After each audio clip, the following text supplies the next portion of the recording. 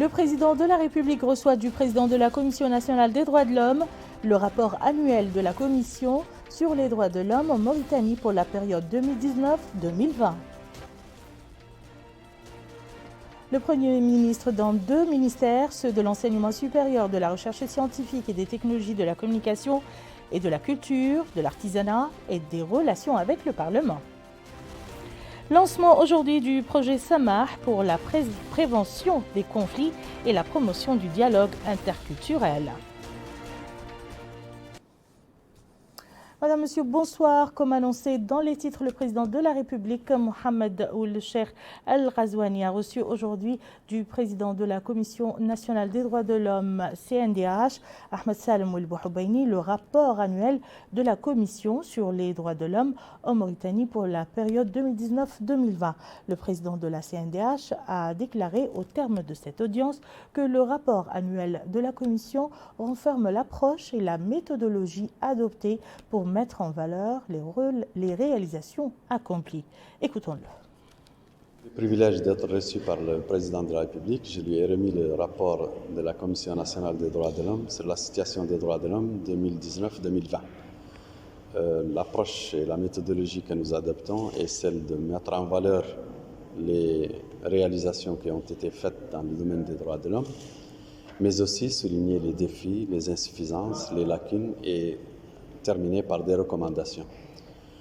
Je pense que nous avons été agréablement surpris par l'approche du président de la République qui consiste à renforcer l'indépendance de l'institution pour qu'elle joue son rôle et pour qu'elle soit en mesure d'être un conseiller du gouvernement en matière de droits de l'homme. Mohamed Ould Bilal a souligné la nécessité de respecter ce qui est contenu dans la lettre de mission du président de la République au Premier ministre et de celle des ministres et la nécessité de développer des plans pratiques pour mettre en œuvre tous les engagements du président de la République.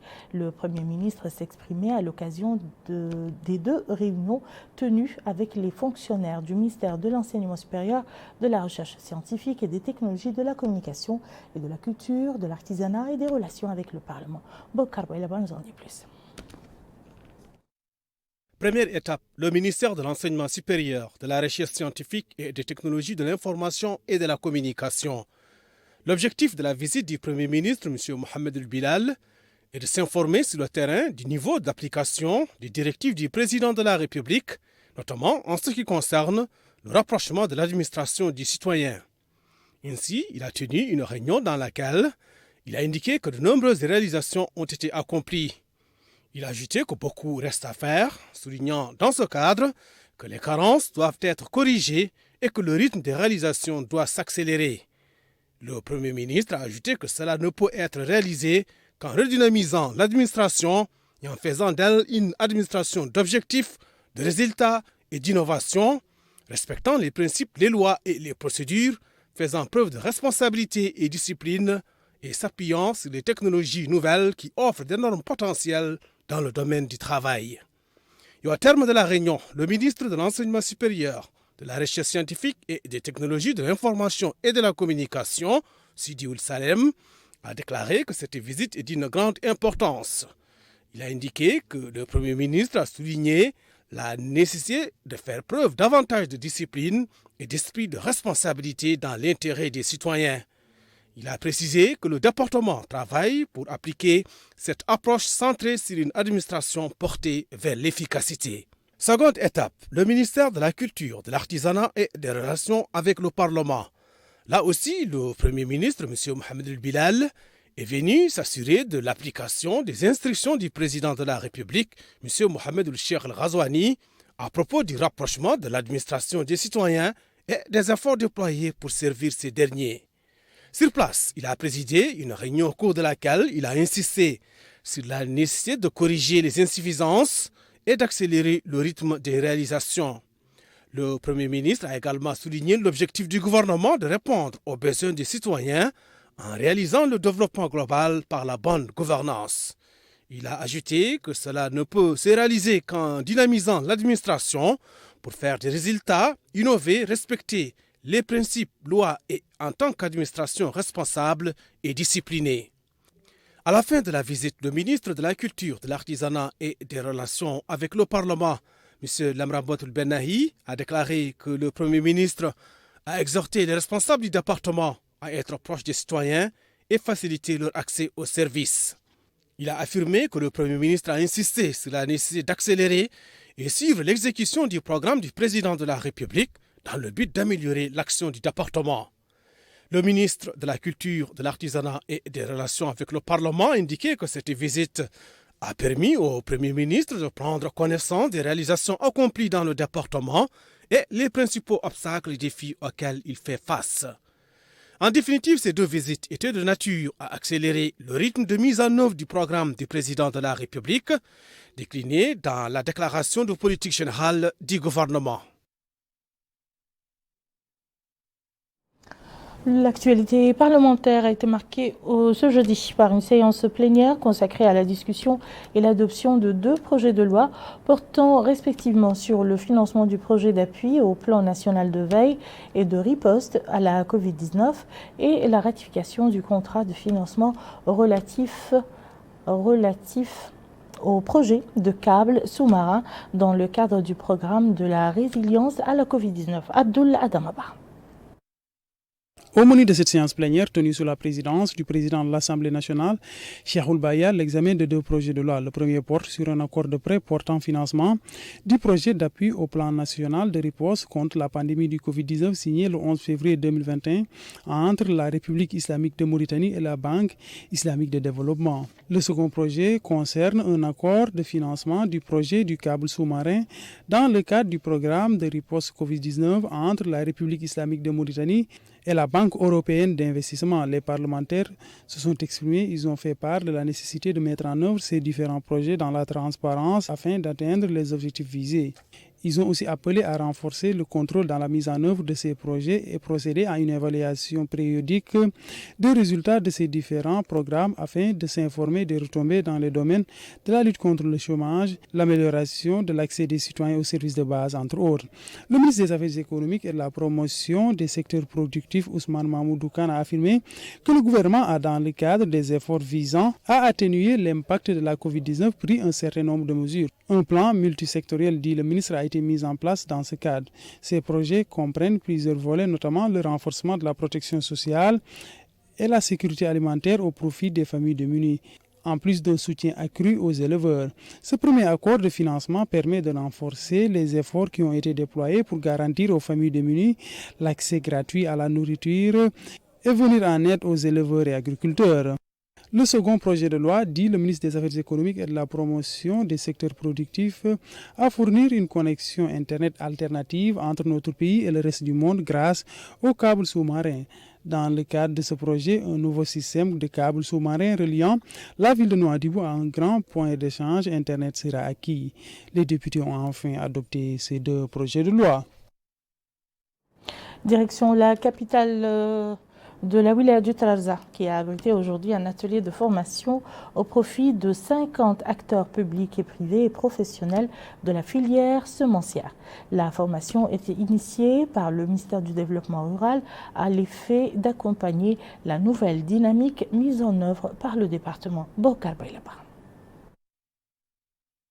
La rencontre a pour objectif d'accompagner la nouvelle dynamique mise en œuvre par le ministère du Développement rural en application des orientations du président de la République relatives à l'exploitation optimale des potentialités agricoles nationales. Et à l'ouverture des travaux de la rencontre, le ministre du Développement rural, Dioul Zen, a indiqué que cet atelier s'inscrit dans le cadre des efforts visant la promotion de la filière de semences et la satisfaction des besoins dans le domaine en produits de qualité et la réduction du coût de semences de base à hauteur de 40%. Il a affirmé que les semences sont d'une grande importance dans le système national de production, précisant qu'elles sont plus importantes que les intrants. Le ministre a exhorté les producteurs de semences à affiner leurs produits et mettre en œuvre pour relever les défis constatés dans le domaine. Autre intervention, c'est celle faite par le maire de la commune de Rosso, Bamba Wilderman, qui a plaidé pour l'accroissement des superficies agricoles aménagées dans le but de créer de nouvelles opportunités d'emploi. De son côté, le président de la filière de semences, Abidine Woul Aoubek, a indiqué que les semences représentent le vrai gage de réussite de l'agriculture. Pendant 2 jours, les participants seront édifiés sur l'importance des semences dans la compétitivité dans le domaine agricole et les approches à mettre en œuvre pour valoriser cette filière.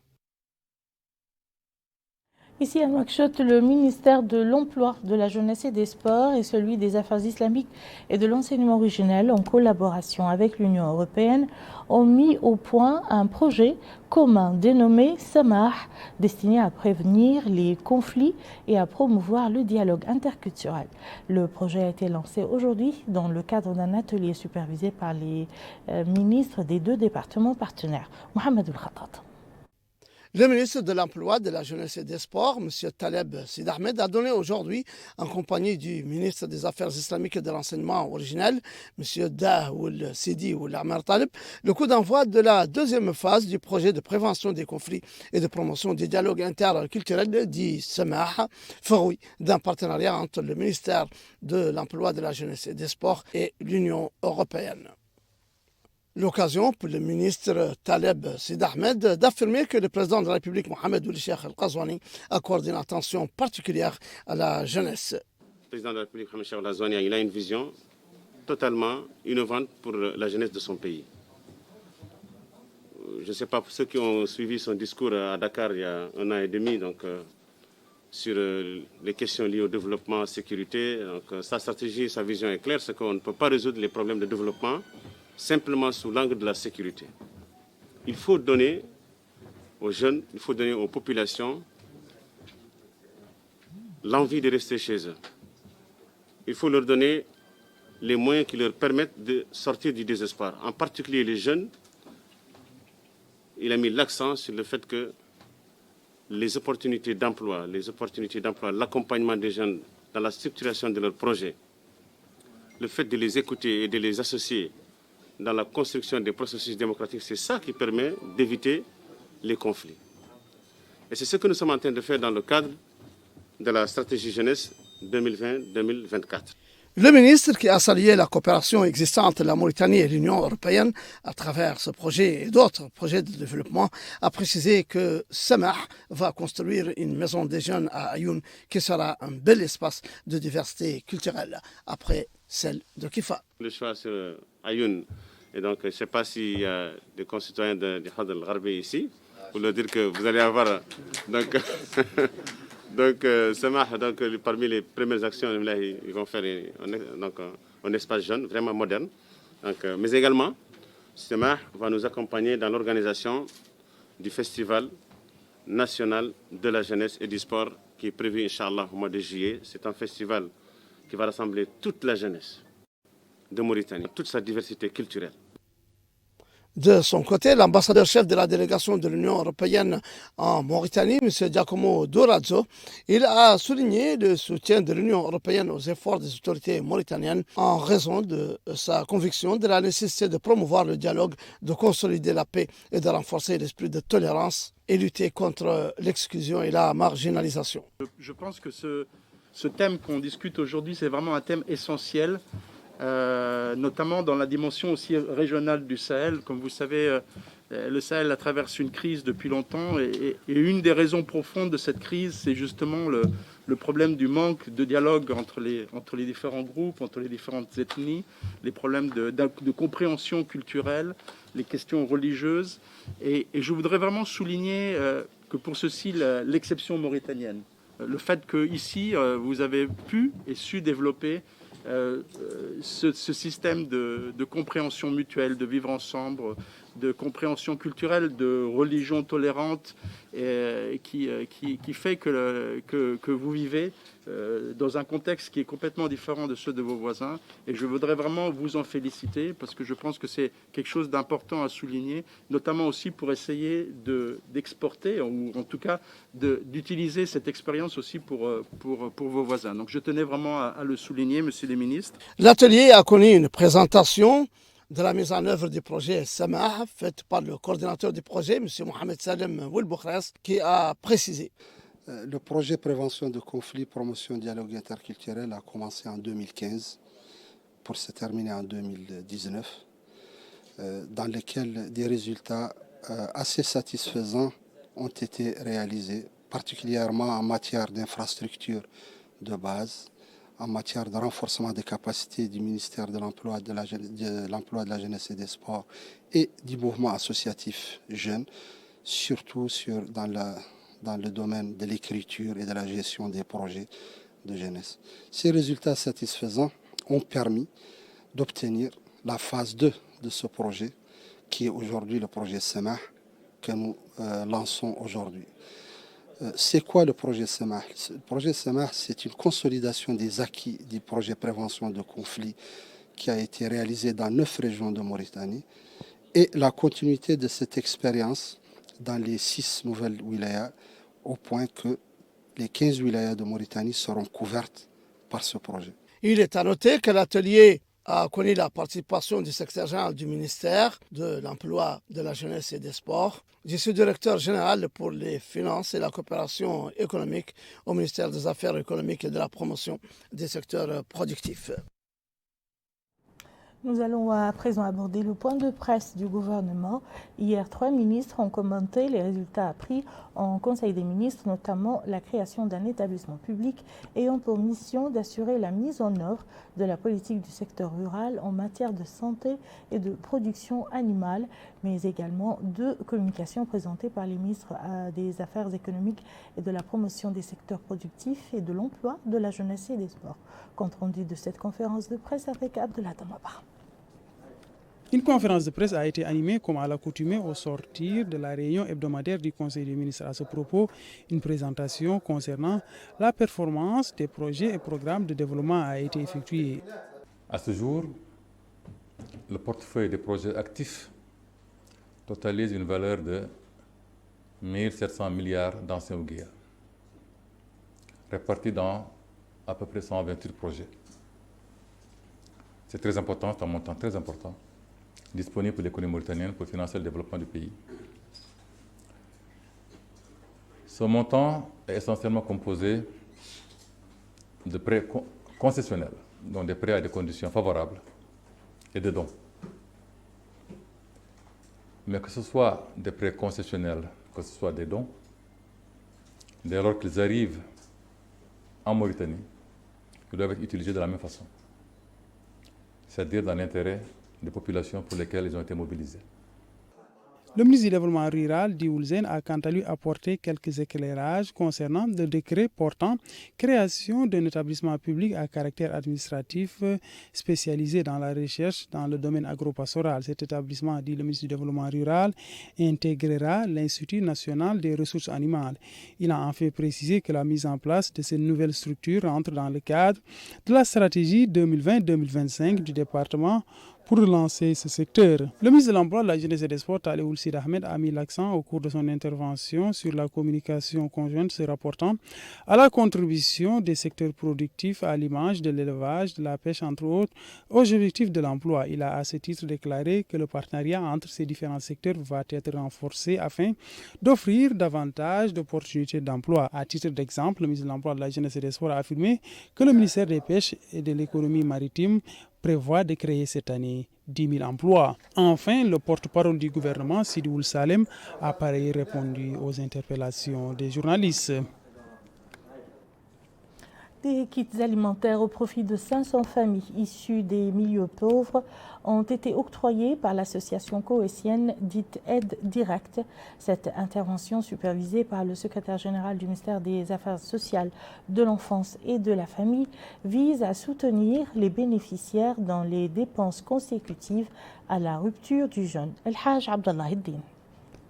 500 familles nécessiteuses bénéficient de cette opération de distribution de denrées alimentaires fournie par l'organisation coétienne Al-Aoun al-Mubashir, autrement dit l'aide directe.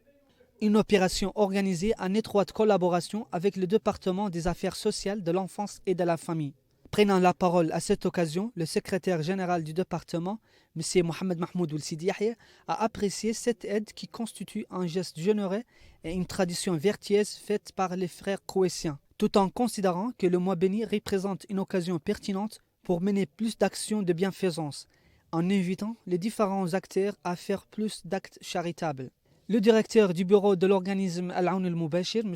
Salah Jum'a, a indiqué que ces kits alimentaires s'inscrit dans le cadre d'un programme ramadanesque qui a été lancé par son organisme dès le début du mois béni, en soulignant que plus de 8000 kits alimentaires ont été distribués aux personnes ciblées. L'organisation koweïtienne Al-Aoun al-Mubashir effectue de multiples interventions depuis certains temps dans le domaine de l'action humanitaire, de la prise en charge des orphelins, de la construction des écoles et de l'appui des projets générateurs de revenus. Nous allons à présent avec Bokar Bailaba suivre la visite effectuée aujourd'hui par le commissaire à la sécurité alimentaire dans certaines boutiques ML dans lesquelles sont vendus les produits alimentaires de l'opération Ramadan.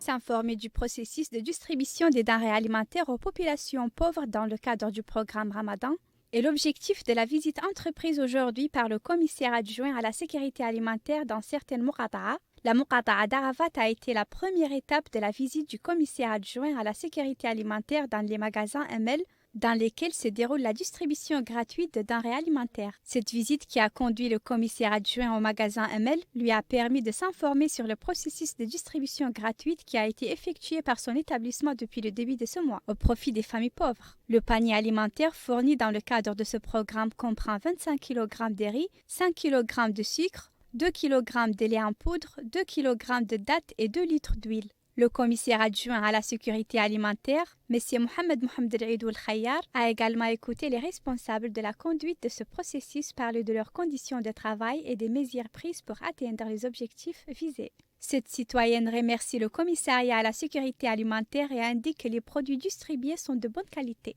La visite comprenait 2 Muqata'a, Arafat et Sabra où le commissaire a été informé de l'état d'avancement de cette opération. Il a examiné la qualité des produits distribués aux populations. Commentaire signé Houroul Mouileh. La situation épidémiologique relative à la pandémie du Covid-19 a été marquée ces dernières 24 heures, selon les statistiques du ministère de la Santé, par l'enregistrement de 31 nouveaux cas, 37 nouvelles guérisons et aucun décès n'a été mentionné.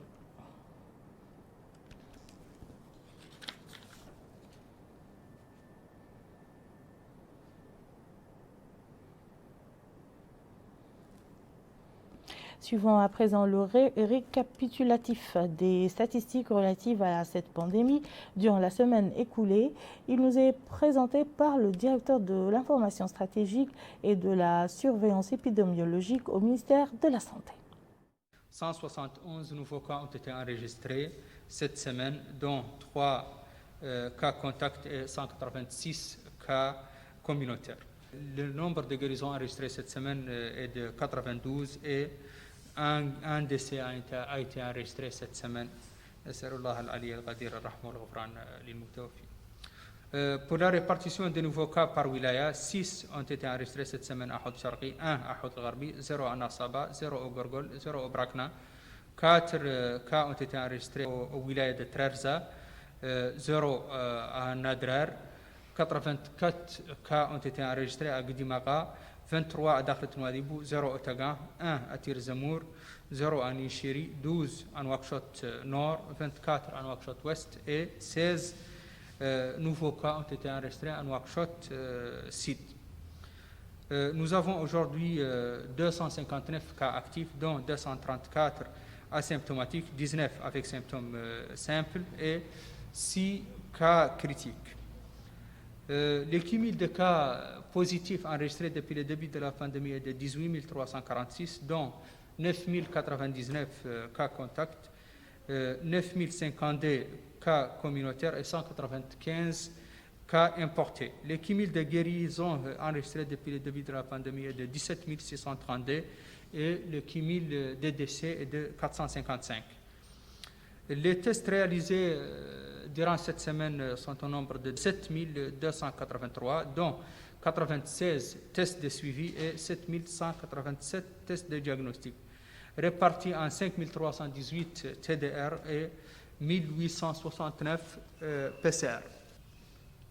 Pour la répartition des tests par région, 2801 à Nouakchott-Ouest, 941 à Houd Sharqi, 760 à Nouadhibou, 638 à Nishiri, 559 au Gdimaga, 442 au Trarza, 427 au Houd Gharbi, 211 à Nassaba, 153 au Brakna, 123 en Nouakchott Nord, 85 au Gorgol, 72 en Nouakchott Sud, 40 en Nadrar, 24 à Tir-Zemour et 7 tests ont été réalisés au Tagan.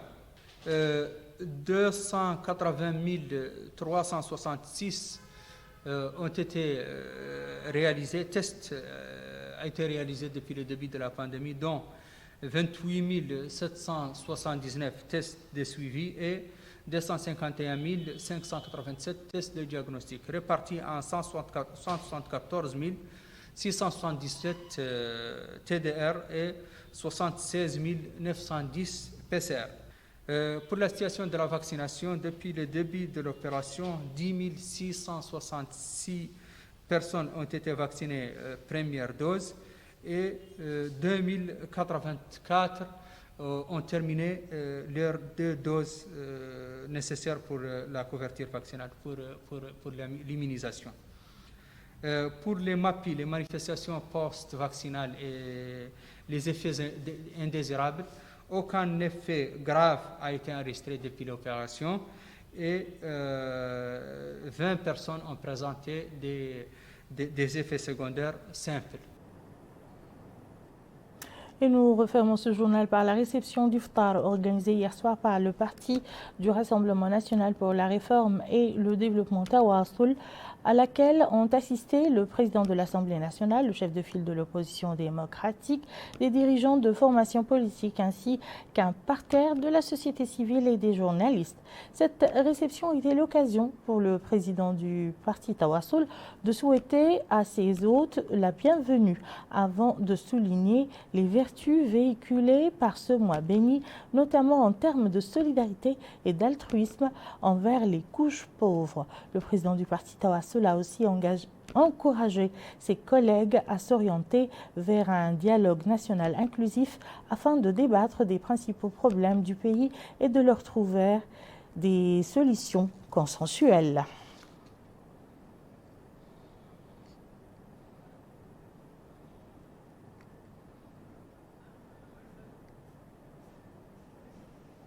La fin du journal. Merci, madame, monsieur, de nous avoir suivis. Tout de suite, le rappel des titres.